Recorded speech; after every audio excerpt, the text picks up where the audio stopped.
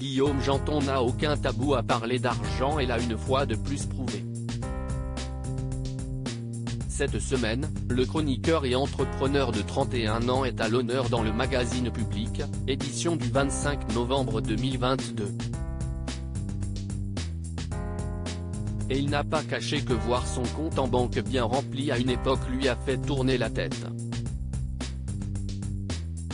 Si est en 2015 que Guillaume Janton a lancé sa première boîte de production baptisée Janton Productions. Depuis, le nombre s'élève à 7, un sujet qu'il avait évoqué à l'occasion d'une interview pour Technicart en septembre dernier. Je démarre en vendant des petits sujets à Énergie 12, C8. Après j'ai commencé à faire des documentaires et des programmes de flux pour France Télévisions, Canal+. Ensuite, en 2019, j'ai monté Kennedy Agency, spécialisée dans l'habillage 3D des émissions, la création graphique, la réalité augmentée. Là on travaille avec Amazon, Netflix, Endemol, TF1.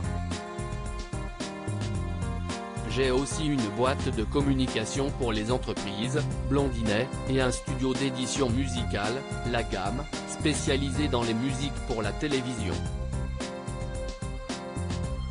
L'idée étant de maîtriser entièrement la chaîne de production, confiait-il notamment. En outre, Guillaume Janton officie en tant que chroniqueur dans Touche pas à mon poste depuis fin 2020. Et cette année, il a rejoint Virgin Radio pour animer la matinale à la place de Manu Payet. Son morning sans filtre, il le partage avec Diane Lair et Fabien Delettre. Le public l'a donc bien vite compris, son quotidien est plus que chargé. En terminant TPMP à 21h20, je me couche vers minuit. Et me lève à 4h30. Je sors donc moins. Si est un sacrifice, mais si est un rêve d'enfant qui se réalise, avoue-t-il à Public.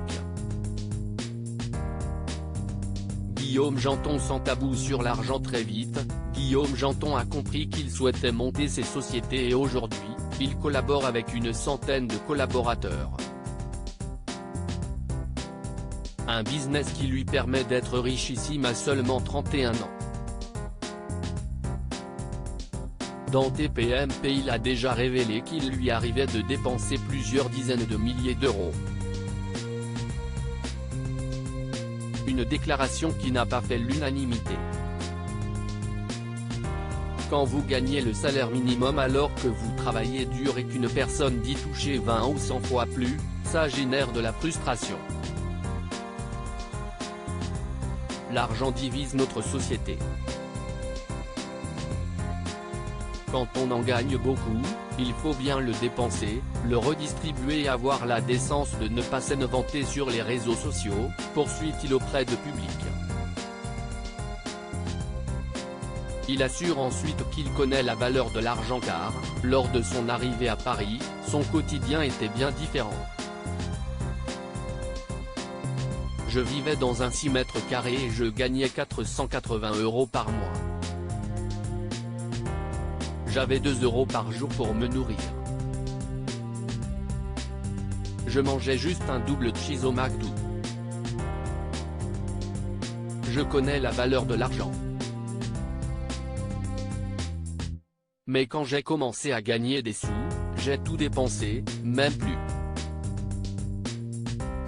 À 20 ans, je claquais tellement qu'on m'a coupé l'électricité, a-t-il avoué.